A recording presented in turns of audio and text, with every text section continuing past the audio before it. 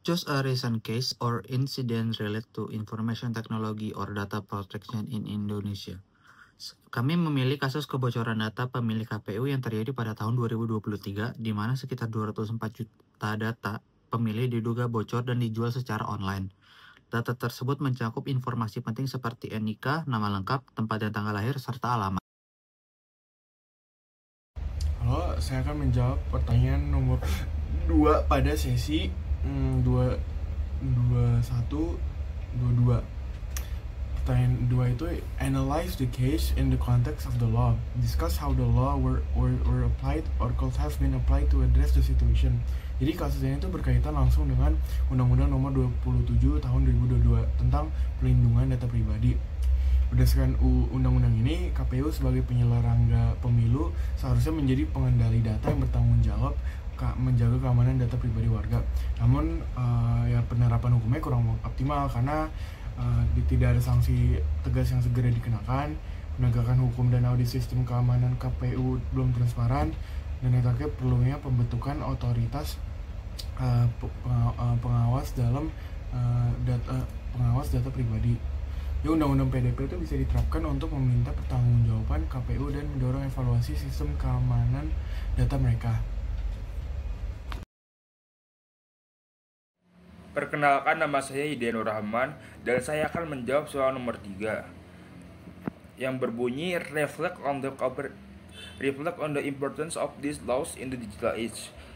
Jadi UU Perlindungan Data Pribadi sangat penting di era digital ini karena yang pertama, melindungi hak privasi warga. Kedua, mencegah penyalahgunaan data untuk penipuan, pencurian identitas, atau kejahatan cyber lainnya. Ketiga, meningkatkan kepercayaan masyarakat terhadap sistem digital dan layanan publik. Tanpa hukum yang kuat, masyarakat akan merasa tidak aman menggunakan layanan digital. Halo semuanya, jadi saya akan menjawab pertanyaan nomor 4 yang ada pada sesi 21. Pertanyaannya yaitu, discuss the challenges and opportunities they present for businesses and individuals in Indonesia. Jawabannya yang pertama ada pada bagian tantangan. Yang pertama, banyak instansi dan bisnis belum siap secara teknis dan SDM untuk menerapkan UU PDP. Lalu ada biaya tinggi untuk peningkatan sistem keamanan dan audit data. Yang ketiga, kurangnya kesadaran masyarakat akan pentingnya menjaga data pribadi. Di bagian peluang, yang pertama, dapat mendorong bisnis untuk membangun sistem keamanan yang lebih baik. Yang kedua, tumbuhnya industri keamanan cyber dan layanan konsultasi perlindungan data. Dan yang terakhir, meningkatkan daya saing digital Indonesia di tingkat global. Sekarang saya akan menjawab pertanyaan dari sesi 22, di mana mencari kasus tentang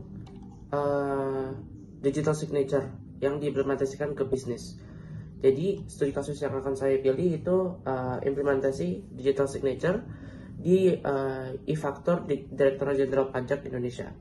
Nah, masalah yang dihadapi adalah yang pertama, banyak potensi pemalsuan dan manipulasi faktur pajak cetak atau manual. Yang kedua, proses verifikasi faktur memakan waktu, rawan kesalahan, dan kurang transparan.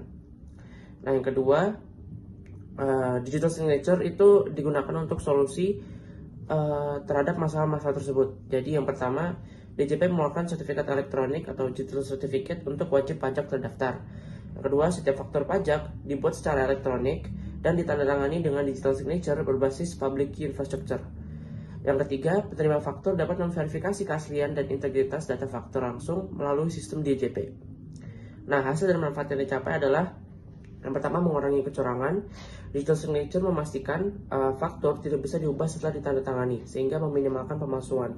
Yang kedua, efisiensi proses, yaitu waktu validasi dan pelaporan pajak lebih cepat karena verifikasi otomatis di sistem. Yang ketiga, transparansi dan kepatuhan.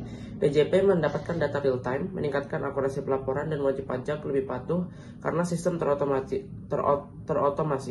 Yang terakhir, penghematan biaya, mengurangi kebutuhan kertas, arsip fisik, dan proses manual, sehingga menurunkan biaya operasional DJP dan wajib pajak.